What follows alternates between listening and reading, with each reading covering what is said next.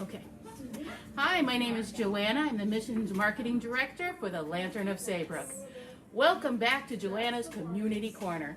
We had a great show last week. We want to thank everyone for all the feedback and the well wishes, and we really want to hear about what you guys want to hear about. So today we are coming to you live from Therapy with Angie and her fabulous team of physical therapy, occupational, along with speech therapists that provide our residents with the tools to increase not only their mobility, but also their brain function. So we're really excited to hear all about that. I'm just going to pan around a little bit to kind of show you what's going on in therapy today. Wave. Yeah, everybody's working hard.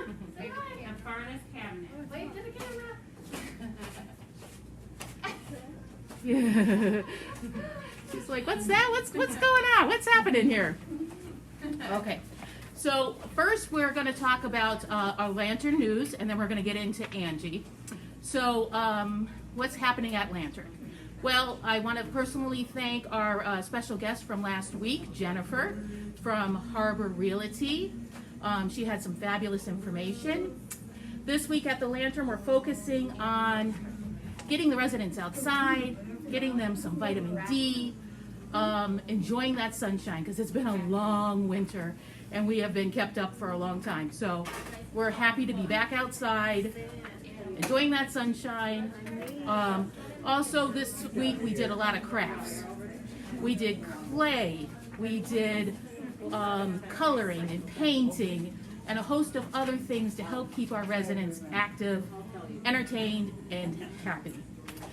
For these stories and to catch the latest episodes of Facebook Live from not only myself, but from Shannon, who is in Madison, and Carolyn, who is from Chagrin Falls, please visit us on our Facebook of Lantern Facebook page, and you can catch all of those. So right now we're very pleased to bring you Angie, our occupational therapist and rehabilitation director for Legacy Healthcare. Welcome. Why don't you tell everybody a little bit about yourself, and then maybe go in and talk about a little bit of the therapies that are happening. I'm Angie, the occupational therapist and the rehab director here for Legacy Healthcare Services at the Lantern of Saybrook. We're coming live from our therapy gym today, so we pretty much have our full staff here on this day. So today I'm the occupational therapist. We have a physical therapist here, Jennifer. We have physical therapy assistant, Erin. She's over on the bike. I think when she panned around, you could probably see her. We have Amber, the occupational therapy assistant, and Rachel, the speech therapist. So we all work together here. I wanted to focus a little bit today on the importance of mobility and keeping our residents' minds sharp during this social distancing time. Obviously, all of our lives have changed a little bit. Therapy has changed a little bit, and what we're able to do and how we're able to do it. Luckily here, it has worked out wonderfully. We still see we've been seeing our patients all along, and we follow the social distancing and everything that we need to do, and still find a way to engage their minds, find things that are meaningful for them to engage in, work on their mobility. Obviously, with needing to eat meals in rooms and spend more time not together with other residents, we need to find ways to get them chances to socialize, but also to be mobile. When you don't move it, you lose it. Very true. It's kind of the truth. So our job here is to make sure, all of us are focusing on something a little bit different, but we all work together along with the Lantern of Saybrook staff, which I think works out wonderfully here. Everyone here is really fully aware of what we do in therapy and helps with referrals for us, understands when people need to see us. From PT's point of view, when their mobility or their endurance are affected, their ability to do things like in and out of the facility chairs, to get up and down in their rooms, to get to the bathroom, to navigate in the facility. From occupational therapy's point of view, all their self-care and daily activities, you know, the caregivers are really helpful in letting us know and nursing anytime someone's having a problem, say taking showers or getting up and getting dressed and changing their clothes every day, or, you know, we have people who don't do the sequencing correctly, and then speech therapy kind of comes in on that. Their cognition and their memory, speech therapy is helping with, and we work together to kind of bring all the pieces of the puzzle together to make sure that they're living their best quality of life here. Right. Even with some gap, we try to help fill the gap a little bit, that families haven't been able to come in, people haven't been able to get out.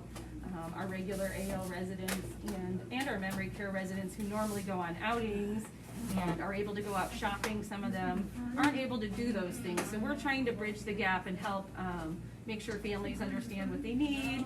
A lot of times we're doing FaceTime while they're in here with their families. Recently we started the outdoor visits. That's nice. That gives us a chance, you know, to get people out there. So, you know, PT might be the person helping with their mobility to get out there, and OT might be there, and speech to kind of facilitate the process for our memory care residents. It's not always easy to communicate with their families, especially when they haven't seen them in so long. So we kind of help facilitate that process and make sure their families feel comfortable and they feel comfortable and they know what they need, and get their first chance really to kind of see them again. And yeah, it's exciting. That's what's been really nice about having this Facebook Live is being able to see the facility, being able to see their family members and that they're all doing well. Right. And it takes a village, doesn't Right. it? It takes a village, it takes Yes. everybody, the whole staff Yeah. to do what you guys do. I read something recently, tell me if it's true or not, that it takes less than 2 weeks of non-movement to start losing muscle mass. Absolutely, and if you even think about yourself, when you feel sick and you stay in bed for one day, you know, it's about 3 days recovery time. So then you add in all the comorbidities that people have as they get older, and being in a memory care. From a therapy's point of view, a lot of times when we first start to treat people, we're seeing them for at least 8 weeks because we're working on long-term repetition. And a lot of that has to do with mobility and how much time it takes their body to get back. But a lot of it has to do with how much time it takes for their mind to kind of get a grasp on things. The more repetition we do in self-care routine, which is a lot of what we work on here with our memory care residents, the more we work on that, the more it kind of goes into their long-term memory, and we tap into the things that they do remember, because their long-term memory tends to last the longest. So if we can kind of tap into that and really into routine, we do see really great changes in Like our patients here. repetition. Absolutely, and doing the same thing every time, upgrading things. We're always grading things to make it, you know, we want to challenge them a little, but we want them to be successful. At Legacy, we do a cognitive evaluation called the Allen Cognitive Level, and when I evaluate people, or the speech therapist can do it, or really the physical therapist can do it, one of us does that cognitive test on them in the beginning, and we use our observations of how they move, of how they do their self-care, of how their sequencing and their problem solving goes. It's really about how you do with a new activity. And then we can kind of it was a big study with a lot of people, so it gives us a good idea about where they're at and what their best ability to function would be. So we really focus on that, and we try to find things that are meaningful to them and that they like. We're getting people outside a lot now that the weather is nicer. That does so much for somebody's, Absolutely. just, you know, it takes away stress, it takes away, you know, it just makes everybody feel good to get that little bit of vitamin D, that little bit of Right. sunshine. on Again, if somebody. you even just think of yourself, just going outside, How much better taking you a few feel. deep breaths, you know, being out in the sunlight and getting your 5 minutes of vitamin D activation, it makes such a big difference. Yeah. And for a lot of people, you know, it's been kind of a long winter with everything going on in spring, so getting outside is just makes a huge difference in how they feel, and even reminiscing. I mean, a lot of times I call it like a little memory walk, like we're walking around and thinking about things they would normally do, like gardening, Right.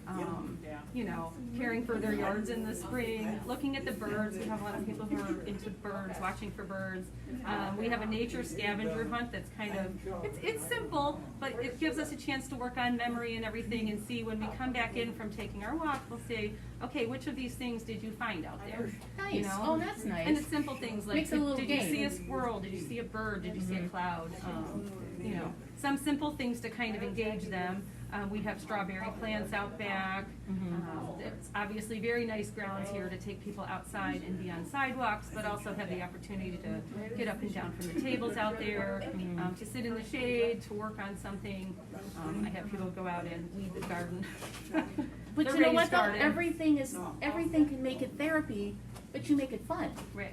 You know, like We try. earlier I saw you guys were playing cornhole. Yeah. Now, like what Yeah. does something like cornhole do? What skills? Yeah, absolutely. So for me, you know, a lot of times I'm working on functional reach. Like I want people, whether they're sitting or standing, to be able to reach for something with their upper extremities and not fall over while they're doing it. And then you can see the physical therapy end of things there too, because they're really working on their dynamic balance. You know, they're tossing them, and they're not only doing that, and we're telling them, okay, put one leg forward. So already we're doing parts of like physical therapy tests, like the Berg test for balance, to really challenge them a little bit. Then they have to go pick the bags up. So leaning down to reach, you know, all the way to the floor to pick it up. Those are skills that are important for self-care too, because, you know, if that's a meaningful way for them to practice what we need to get to, which is for them to be able to reach down to the floor to put their shoes on and tie their shoes, you know, it's a good thing to do, because it's something that people have done in their past that they remember, and it really kind of brings out people's socialization. You know, they start socializing with other residents because they're playing a game together. And they also, cognitively, a lot of times we have them keep score. So each person is keeping their own score, so they have to say, okay, first they have to remember, what score did I have when it was my turn? Right. Because then someone else is taking their turn. And then they need to add on, you know, what score they have. So at what that is point. cognitive? Like what is that exactly? Because I hear cognitive a lot, but I'm not quite sure what exactly is it. Right, your cognition is your memory, your problem solving, really your thought process for doing everything. And a lot of things, there's like procedural memory, some things are just ingrained in your memory. So, you know, we'll see people who have a hard time with like maybe a new thing that we ask them to do.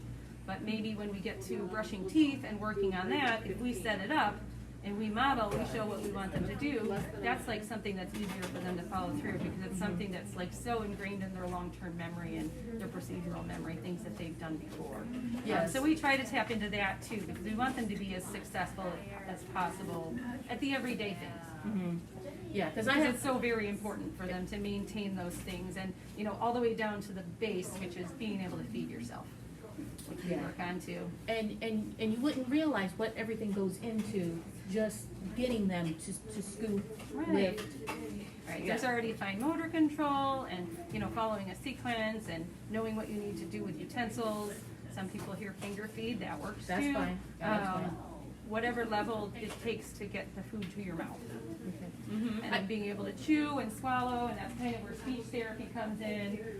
A lot of times we are out for meals with the residents and helping them, especially speech and OT, but also PT, because they're making sure that people can walk to their chair and sit down and pull themselves in. There's a lot more skills than you think about normally for doing those things, and you know, just navigating and the mobility to get there.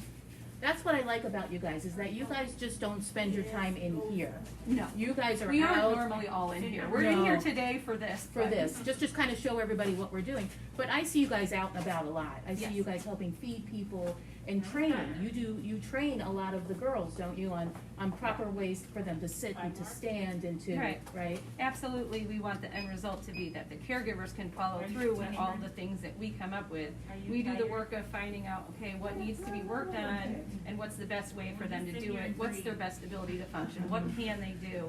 And then we're trying to pass that along to the caregivers, like, okay, this is what cues you need to give and what input needs to go in. We have a lot of nice programs, which I could talk a little bit about too at Legacy. Dementia management is one of them, and one that really, you know, dementia and behavior management we work on a lot here. Little ideas, like you'll see, you know, you see us working with people like, you know, you need to hold their hands, or you need to like guide them along, and, you know, we're giving tactile cues, we're giving verbal cues, we're giving visual cues, we're showing them how to do something in order to try to get, you know, them to get, again, their best ability to do it, to be most and again, it successful. goes with that repetition. Now, what about I see you guys doing a lot of simple games, coloring, puzzles, circle words. Tell us a little bit about like what that does for the brain, what that does for their fine motor skills. Like, let's say, like just coloring. Right. Just a simple act of coloring So something. just coloring already, again, you're doing something that you may have done for your whole life. Maybe some people have done that when they were younger, and it reminds them of something, and that's why they like to do it. I like to color. I Me think too. it's It's a stress relaxing. reliever. It is a stress reliever, but also like you're working on your fine motor skills. You'll see sometimes we have people standing to do it, so we might be combining more than one skill at a Great. time. Well, that's good. We're also working on their functional activity tolerance, but if we're doing that, it's because also it's something that they like. So we tend to only do those kind of things. There are people who love puzzles, and so we focus on puzzles, which can be really a lot of problem solving. And we have some really big puzzles, which is nice because it's still like big enough for them to see and for them to grasp. But you still have to problem solve, to put together the edges of a puzzle, you know, to put the center together, to transfer back and forth between looking at the picture of what you're trying to put together and putting it together. And really those like visual attention skills are things that we're working on too. Yeah, because I've actually done puzzles with some of the residents, and they're actually better at it than me. Yeah. Because they've done them so much Right. that, you know, their brain just knew, they see the piece, it goes where it's supposed to go, and it's really something. And we really have some simple like matching type puzzles, and you know, we have some in here that are matching different places around the world, like, you know, the Eiffel Tower, or, you know, so they're age appropriate, but they're still something that helps them, you know, maybe at the level that they're at, be able to say, okay, I'm gonna pick this up, I'm gonna reach this far, so I'll be working on functional reach. PT might have them standing up, working on something, working on their balance. Speech therapists sometimes have them working on like direction following, or doing like a simple game, even like Uno. We play Uno in here a lot because that's a simple one, but you still have to have those skills of turn taking, of knowing when it's your turn, of remembering what to do on your turn. A lot of times people we're trying it out with them, and even though they may have played it before, they may or may not remember how. But, you know, kind of getting those cues from other people. Okay, when's it my turn? When do I put my card down? You know, how do I do this? There's a lot more involved cognitively than you would think, even in a simple card game. Yeah, and those are a lot of things that people can do at home. You know, if you have a senior at home and you want to try to help them a little bit with some of these skills, those are some of the types of games and things that you might want to do. What's some other things that like people could maybe do at home? Like I see someone in the back, they're folding laundry. Yeah. Like what types of things could people do at home to help keep those skills fresh for their senior? The everyday activities are great. A lot of the laundry folding and putting away, you do in standing normally. So, you know, keeping, even if you have someone at home who, okay, they don't have to do their own laundry anymore. Someone could do the laundry for them. That is the case here too, for the most part. But we have people doing laundry a lot because we have stacked washer and dryer. So it gets them reaching in, it gets them reaching up overhead, which is so very important to still be able to wash your hair, brush your teeth, you know, get your clothes out of the closet. Those are skills that are all important. Even putting the laundry away. We have our laundry up high, so, you know, and someone folding it and putting it away before. And it gets, you know, a lot of mobility in, standing tolerance. There are really a lot of things out there right now, especially after everything going on with the COVID-19 stuff. There are a lot of free things. So there's a lot of like yoga. Things that they could utilize online. Yeah, right. And seniors maybe aren't as good at things like YouTube and those online things, but if someone is at home who can kind of help facilitate at least the first time showing them how to do it, yeah, there's Tai Chi, and you know, when you're searching for something, if you put in senior yoga, all kinds of things come up, and there's lots of free stuff, and there's free classes and everything right now that you can watch online, and you can follow along at home. I think those are good for mobility. Another program that we do at Legacy is continence management, which almost everybody, as they're getting older, have some need for that. So we really kind of screen and watch for that. The caregivers help us see, you know, when people are needing that. And we do a lot of pelvic floor activation type exercises. Sometimes in the memory care population, it doesn't work to just say, okay, you're going to do this exercise, because they don't understand how to feel those muscles working. So instead, we build it into something we're doing. You know, we'll have them lift the weighted ball and do some squats. You know, there's a lot you can do at home. There are exercises, you know, you can lay on your bed and you can kind of do some bridges.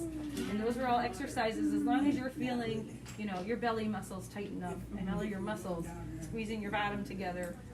Those are the muscles that help pelvic floor activation for continence management. So those are great ones to do at home, or Kegels, which Yeah. mostly everybody knows about, kind of Yes, doing yeah. the squeezes that are good for all of us after we're, you know, 40 years old. Yes, yeah.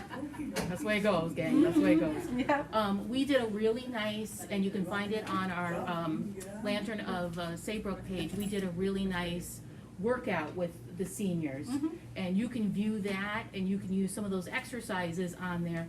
You know, do it with your senior, and it could be something that you guys can do together. Right. So you can find that on our Facebook page also. Yeah, and those were all chair adapted exercises. You don't have to stand for everything. Some people stood for some of them, but you don't have to stand. You can certainly do a lot of those from the chair.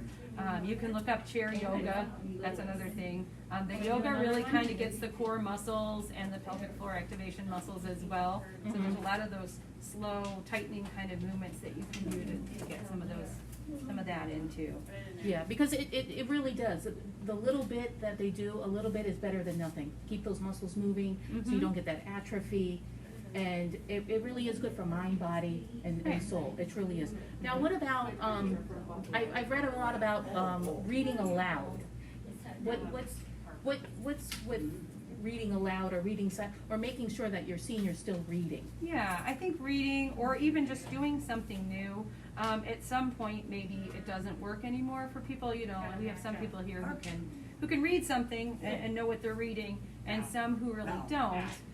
But I think anything new that you do with them, anything coordinated, doing things that involve coordination, it helps our brains make neural reserves. So if you are going to have dementia, or you already do, doing these new things where you try to do coordinated motions are helpful. Doing things on the opposite side of your body, you know, even having them, if someone's working on the laundry, taking it from one side, putting it up on the next. Those are things that we know help our brains to kind of maybe slow the process a little bit and make sure that, you know, Hold on to it a little bit longer. Right, they stay as good as possible. And, you know, when you're still before that phase, just seeing, you know, becoming a senior, I guess, or an adult, I mean, after you're 40, just even learning how to do anything new, like, you know, figure out how to golf, or go, you know, go out to your basketball hoop and start working on that kind of thing. Trying and doing different things. Trying to learn a new language, you know, reading certainly helps. Because a lot of times when you're reading, you are learning new things. And so learning those new things helps our brain to kind of get better for aging. That's wonderful. So how long are people usually in therapy for? I mean, is it something like, is it ongoing? Do they come for so many weeks? How do you know somebody needs therapy? Like if somebody's at home, would somebody at home just benefit from just going to therapy? Right. So here we're always screening, because we're here every day. We're here 5 days a week, and we can see, you know, what's happening with our patients. We pay attention to falls. I mean, I would say a fall would be a primary thing. Obviously, when someone falls, you know there is some need for therapy there. A lot of times, both physical and occupational therapy. Sometimes speech therapy as well. Speech therapy is working on swallowing, so if you're having any issues with, you know, coughing a lot, or you hear, you know, your senior at home, every time they take a drink of water, they're coughing, those are signs that maybe a speech therapist should evaluate them and see if, you know, if they're having problems with swallowing. But not just swallowing, also the cognitive end of things. A lot of times, as people are getting older, you know, you start to wonder about things like driving. They need a driver's eval. Yeah. And that's usually that starts with occupational therapy. So, you know, that's something to talk to your doctor about, a referral, or just call them for a referral. For us here, we get a lot of referrals from the rest of the staff. Sometimes it can be housekeeping, notices that someone is very incontinent, and they're cleaning their room for that all the time. And that gives us some ideas, like they need to be on a continence management program. They need to be on a 2-hour toileting schedule, and there are things that we need to work on for sure. And then we can get referrals for that reason. We have a house doctor, so it's easy for us That's to not get nice. the referrals. That's nice to have that, yeah. And he trusts us, and so we come to him with the people who we think need to be seen, and he's pretty trusting that we know what to do. We Yeah. know our jobs. Well, I think it's wonderful, like not only like dietary will contact you, the staff, I mean, everyone Yes. works together Absolutely. to make their life the best that it can possibly be. And it's good. I mean, we usually try to get in once a month when there's like mandatory education here. Sometimes we get in for the first 5 minutes or something in therapy, and we might talk about what speech therapy is and when to refer, or we might talk about falls and getting up off the floor, or we might talk about dietary things, even like reasons to give us referrals, and that helps. I have people coming up to me, on the caregiver staff or on other levels of the staff, even activities, this person's not doing that great with their mind order control, they're unable to do this, or I was in with them this morning and, they can't hook their bra anymore, so, and those are all things that we can work on in a skilled way in therapy, and hopefully, pass along our ideas, get them what they need, and make sure there's good follow through with the caregivers too. Yeah. So it's about quality of life. It's about mobility, keeping our seniors as fit and happy as they could possibly be. So I want to thank you, and I want to thank your staff, and I want to thank all the residents today that helped make everything possible today. And thanks, everybody. Thanks, everybody. People working on those things. Aren't they wonderful? They're doing a great job.